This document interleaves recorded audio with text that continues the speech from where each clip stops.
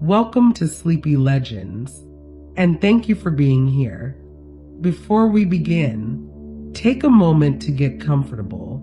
You might be lying down or resting in a quiet place where you can simply listen. There is nothing you need to do, nothing you need to remember, and nowhere you need to go. Tonight's story is slow, gentle, and meant to help you drift towards sleep. Before your thoughts begin to soften, and before your eyes grow heavy, I invite you very calmly to take a small moment now. If this is a place you return to, or a place you feel peaceful, please take a second to like this video and subscribe to Sleepy Legends. That way, these quiet stories will be here for you whenever you need rest. And if you feel comfortable, you may also leave a comment before you drift off. You could write something simple, like where you are listening from tonight, or whether you prefer stories about myths, lost places, or ancient history. Just a few words is more than enough. Now, you can let go of all of that. Let your shoulders soften, your jaw relax, and your breathing slow. In a moment, we'll begin a quiet journey to a place far away and long ago, a place whispered about in ancient times, a place of water and stone and memory. Tonight, we'll drift slowly through the story of Atlantis, not the Atlantis of adventure films or treasure hunts, but Atlantis as it was first told thousands of years ago by an old philosopher in Athens.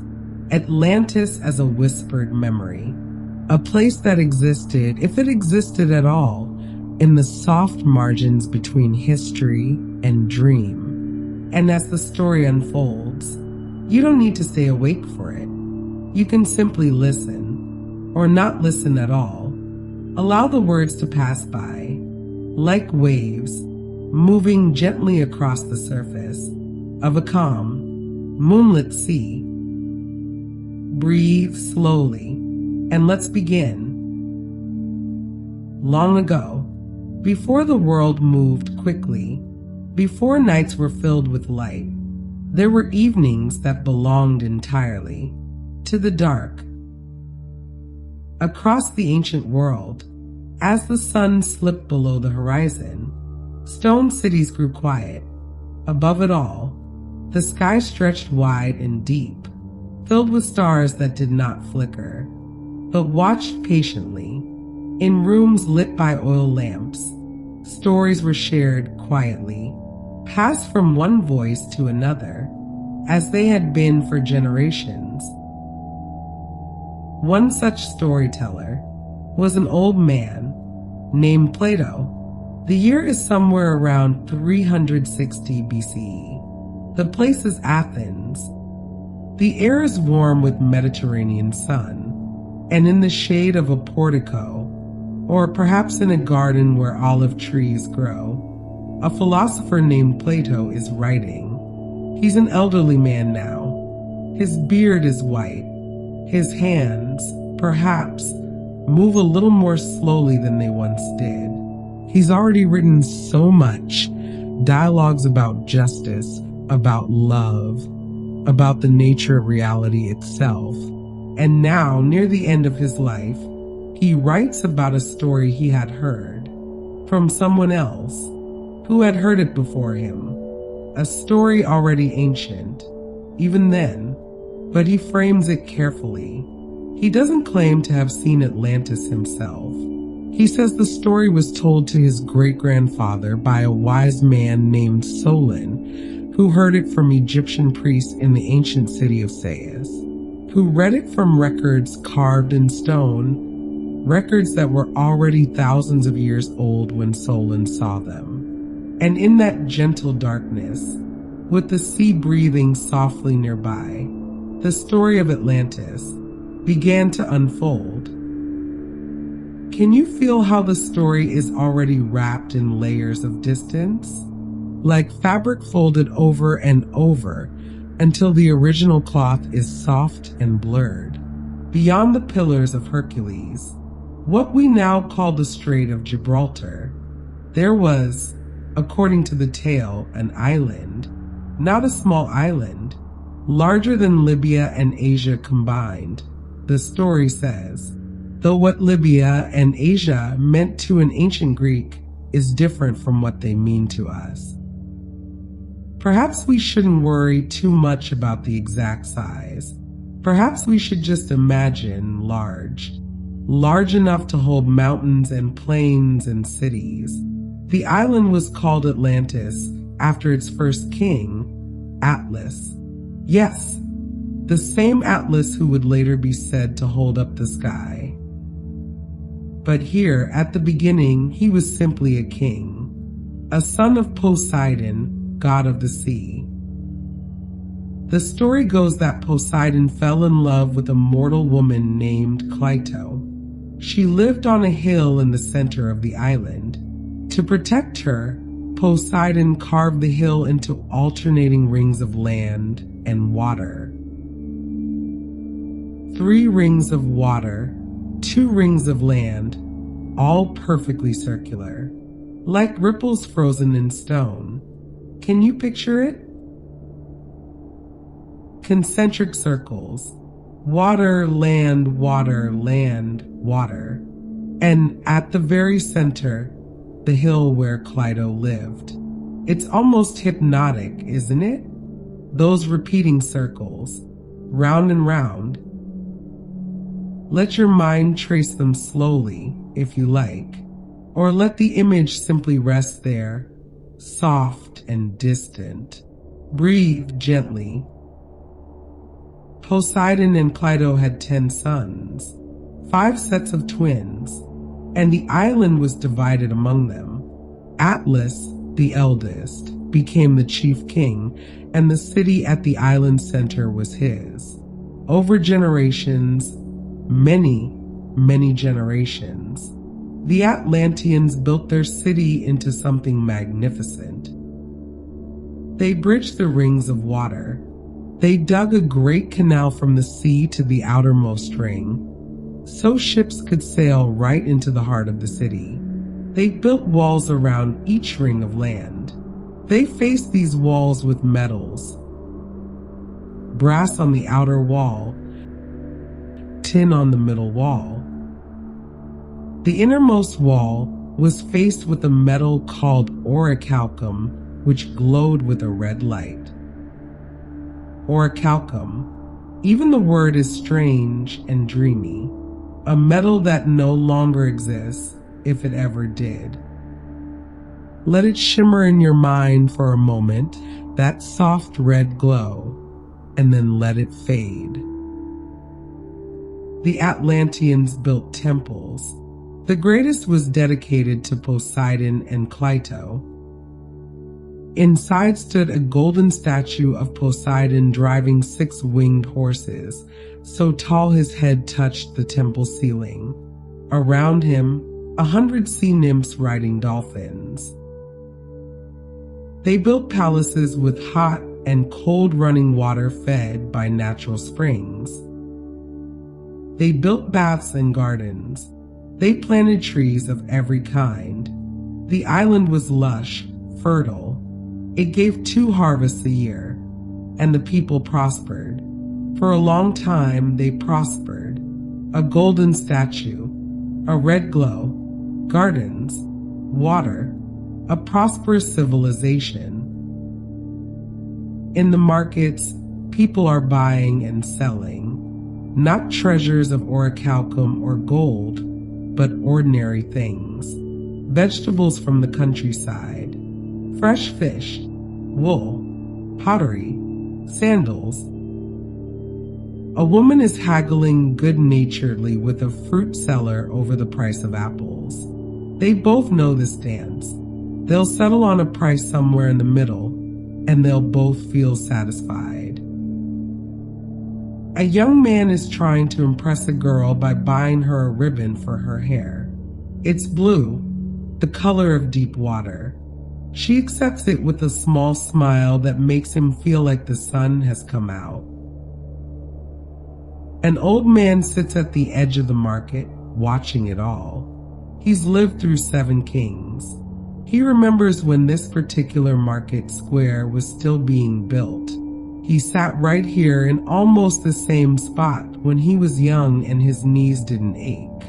He's content just to watch, to feel the warm sun, to smell the bread baking in the nearby ovens. He's not thinking about the fact that his civilization is approaching its peak, or that decline is coming, or that everything he knows will one day be lost. He's just sitting in the sun. At the temple of Poseidon, a priestess is sweeping the steps. It's early morning, before any worshippers arrive. The great bronze doors are still closed. She works slowly, methodically. Sweeping is a meditation for her. Back and forth, the soft scrape of the broom on stone. She's been doing this for years. It calms her mind. When she finishes the steps, she'll go inside and light the lamps. She'll make offerings of wine and oil. She'll arrange fresh flowers before the statue of the god. These are small acts, humble acts, but they feel important to her. They're part of maintaining the sacred space, part of keeping the connection between the earthly and the divine. The sun rises higher. The city wakes around her. But here, in this moment, it's just her and the steps and the rhythmic sound of sweeping. Atlantis was ruled by kings. The 10 kings of Atlantis, descended from the sons of Poseidon, ruled together. They met regularly to make decisions, to settle disputes. They met to ensure the island remained just and prosperous. And they had laws, ancient laws, inscribed on a pillar of orichalcum that stood in the temple of Poseidon. Before they passed judgment on any matter, they performed a ritual. They would release bulls into the temple, bulls that roamed freely there among the columns. The kings, armed only with staves and nooses, no weapons, would hunt one of these bulls. When they caught a bull, they would lead it to the pillar of orichalcum and sacrifice it there, letting its blood run over the inscribed laws. Then they would take a cup of the mixed blood and wine, and each king would drink. They wore deep blue robes for this ceremony. They sat in judgment at night by the light of fires after the temple had grown dark. It's a strange image, isn't it? Solemn, almost dreamlike. Kings in blue robes, firelight flickering on orichalcum and gold. The smell of incense and blood. But there's something peaceful about ritual. The repetition of it. The way ancient peoples marked time with ceremony. Season after season, year after year, the same sacred acts. Let yourself imagine that deep blue. The color of twilight. The color of the ocean in its deepest places. For generation after generation, the kings followed these laws. They ruled with wisdom. They were generous to one another and to their people. They did not love wealth for its own sake. They valued virtue above gold. The island was peaceful. But, and here the story begins its slow, inevitable turn, nothing lasts forever. Not even the best of things. Over time, over many generations, the divine blood of Poseidon grew thinner in the veins of the kings. The mortal part grew stronger, and as it did, something changed. The kings began to care more for wealth, for power, for conquest. They looked beyond their island. They built a great navy. They began to extend their empire across the ocean, conquering other lands, other peoples. They grew proud, and the gods, watching from Olympus, saw this. Zeus, the king of gods, saw how Atlantis had fallen from its former virtue, and he called the other gods together to decide what should be done. Here, Plato's story breaks off. The dialogue ends mid-sentence. We never learn what Zeus said to the assembled gods, but we know what happened next.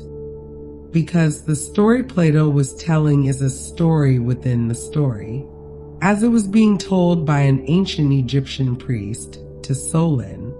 And the priest said that Atlantis, this great and powerful island, was destroyed. In a single day and night, by earthquakes and floods, the island sank beneath the sea, and it was gone. Let's imagine it slowly, not as catastrophe, but as a kind of long dream of ending. Perhaps it began with tremors, small ones at first, the kind that make water ripple in bowls, that make hanging lamps sway gently. The Atlanteans would have noticed, but perhaps they thought little of it. Islands shake sometimes. The earth moves, it passes, but the tremors grew stronger. Cracks appeared in the great walls, thin at first like spider webs, then wider. The springs that fed the baths and fountains began to run strangely, sometimes hot when they should be cold, sometimes clouded with silt.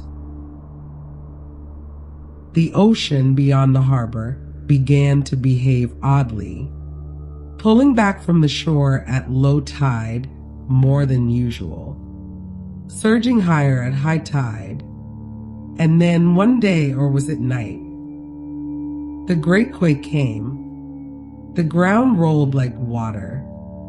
Buildings swayed and fell. The beautiful bridges across the rings of water cracked and tumbled into the channels. The walls, faced with brass and tin and glowing orichalcum, shattered. The temple of Poseidon, with its golden statue and 100 sea nymphs, collapsed inward. Columns fell like trees. The roof came down in a rain of stone, and the ocean rose, or perhaps the land sank. It amounts to the same thing in the end. Water rushed through the broken walls, through the streets, through the gardens and palaces. It filled the rings that had once been so carefully carved. It covered the hill at the center, the hill where Clito had once lived, the hill that Poseidon had shaped with his own hands. The ships in the harbor were lifted and thrown. Some smashed against buildings. Some were carried far inland by the surge. And then, slowly, everything began to sink. The island, all of it, settling into the ocean floor. Buildings disappeared beneath the surface. Trees, gardens, the roads that had carried chariots, the walls that had glowed red in the sunset. Down into the deep blue, into darkness, into silence. Can you feel it? That slow descent? There's something almost peaceful about it, isn't there? The way water takes everything. The way it softens and blurs. The way it eventually makes everything quiet. And imagine the last light fading as the island sinks. The sun, far above, growing dimmer and dimmer, until there's only darkness, only the soft sound of currents moving over ruins, only silence. For thousands of years after Plato told his story, people wondered, was it true? Did Atlantis really exist? And if it did, where? Let's drift gently through some of the searching. Not to find answers, there are no certain answers, but just to feel the way the story moved through time, like a current carrying leaves downstream. In the ancient world, some philosophers believed Plato's account. Others thought it was pure allegory. Aristotle, Plato's own student, seems to have thought his teacher invented the whole thing. But the story persisted. In the Middle Ages, when Plato's works were translated into Arabic and Latin, new readers encountered Atlantis. Some Christian scholars tried to connect it to the biblical flood. Was Atlantis destroyed in the same deluge that Noah survived? The story shifted, adapted, merged with other legends.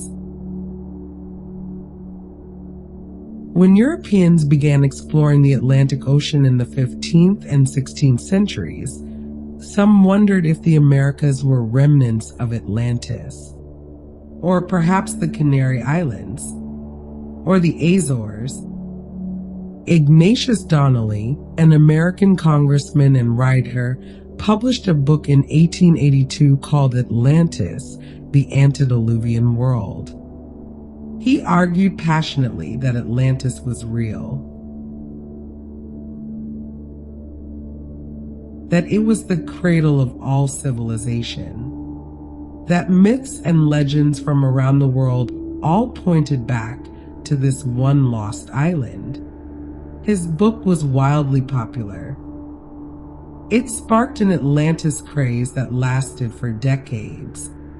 People searched everywhere. The Mediterranean, the Caribbean, the North Sea, Antarctica. Some pointed to the island of Santorini in Greece, which was devastated by a volcanic eruption around 1600 BCE. The Minoan civilization there was indeed advanced. They had palaces with running water, beautiful art, a powerful navy. Could this have been the inspiration for Plato's story? Perhaps, or perhaps not. Others have suggested the Rikat structure in Mauritania, a strange, circular geological formation in the Sahara Desert. From above, it looks remarkably like concentric rings, but it's inland, and it's a natural formation, not built. The truth is, we don't know. We may never know, and perhaps that's all right. Perhaps the not knowing is part of the gift of the story. Ideas and theories, they drift over possibilities like a gull drifting over water. Santorini, the Azores, the depths of the Atlantic, the Sahara. It doesn't matter which, if any, is true. What matters is the dreaming, the wondering. The way the story invites us to imagine lost worlds. Just float on the surface of the mystery. And so the search continues, even now, even today. off the coast of Spain, near a small island called Salmedina in the Gulf of Cadiz, something rests beneath the water. Stone structures, walls perhaps, ruins of some kind. An archaeologist and filmmaker named Michael Donnellan has been diving there, filming there, studying these formations. He sees walls that are 23 feet high, 6.5 feet thick, spanning miles of seafloor. He believes, though many others do not, that this could be Atlantis. The stones are deep, over 20 meters down, buried in sediment. He calculates that for them to be buried so deeply, they must be very, very old. Perhaps 11,000 years old. Perhaps from the time that Plato's story placed Atlantis in the world. It's a compelling thought, isn't it? Atlantis might rest there, just off the coast of Spain. Not far from the Pillars of Hercules, the Strait of Gibraltar, exactly where Plato said it would be. But the scientific community is cautious, skeptical. These formations could be natural. The work hasn't been peer-reviewed. There are many reasons to doubt. Between Cyprus and Syria, beneath the Mediterranean Sea, lies a ridge, the Latakia Ridge. A man named Robert Sarmas searched there 20 years ago, looking for Atlantis. He thought he'd found something then, structures in the deep, but time and scrutiny suggested otherwise. Now he's returned, older, perhaps wiser, perhaps more careful with his words. He's brought new technology with him this time.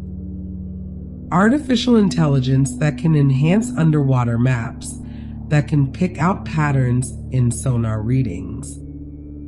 And he sees something there, half a kilometer beneath the surface. Geometric shapes. Lines too straight to be coincidence. Structures, perhaps. This time, he's hesitant to call it Atlantis. He's learned something from the years between. He says only that he wants to determine if these shapes are natural or made by human hands. It's a more humble approach, isn't it? Not claiming to have found the legendary island, but simply asking, did people build something here? Once long ago before the sea rose? The question hangs there unanswered, waiting for more research, more diving, more evidence, geometric shapes, stone walls, sonar maps glowing green and blue.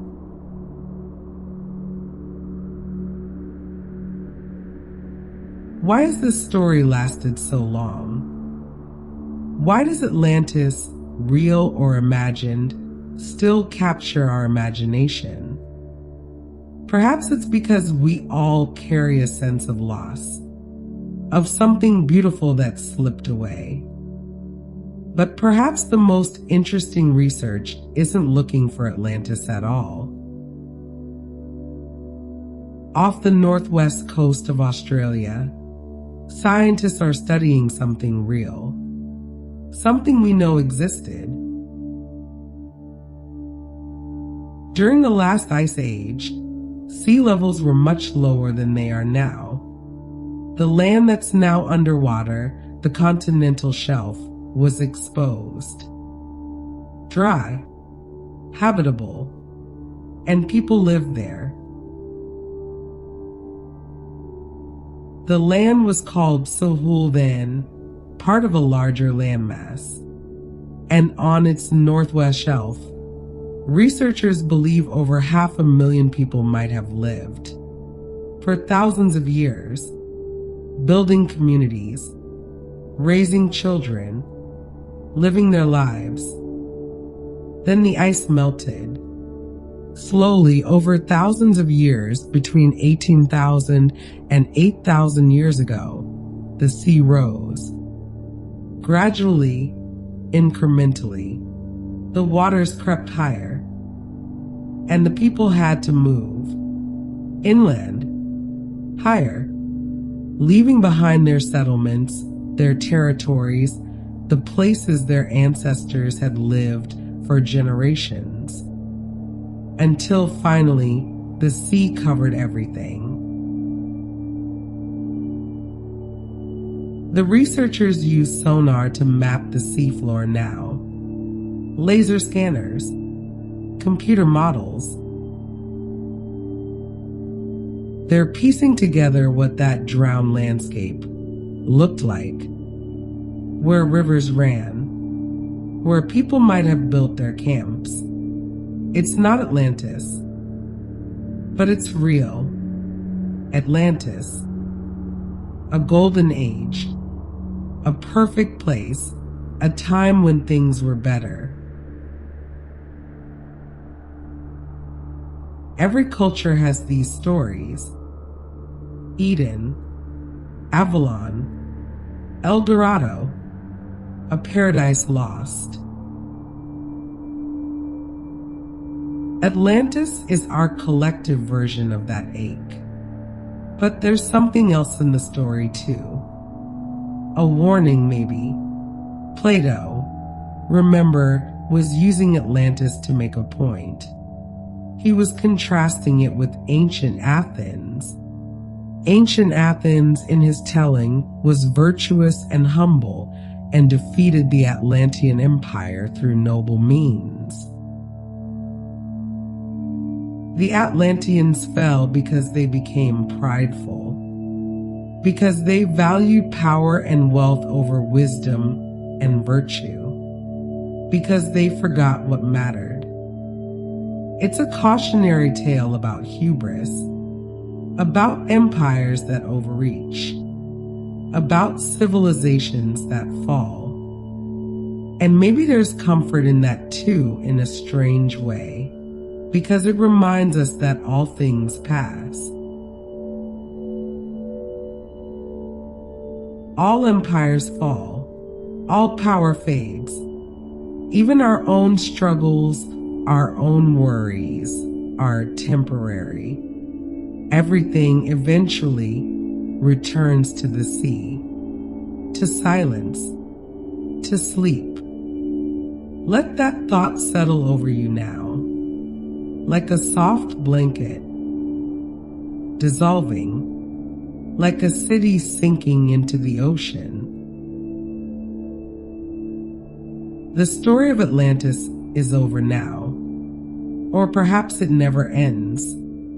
Perhaps it's still going on somewhere in the deep. Perhaps it's always been a dream and we've been dreaming it together. But for tonight, for now, let it rest. Let the island sleep beneath the waves. Let the kings in their blue robes fade into memory.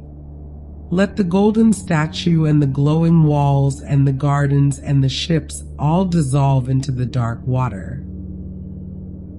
Imagine the ruins there, covered in silt and sand, softened by centuries of current, encrusted with coral, with barnacles, with the slow, patient work of the sea. The rings of the city are still there, perhaps, buried, barely visible, but if you could trace them with your hand, you'd feel the circles.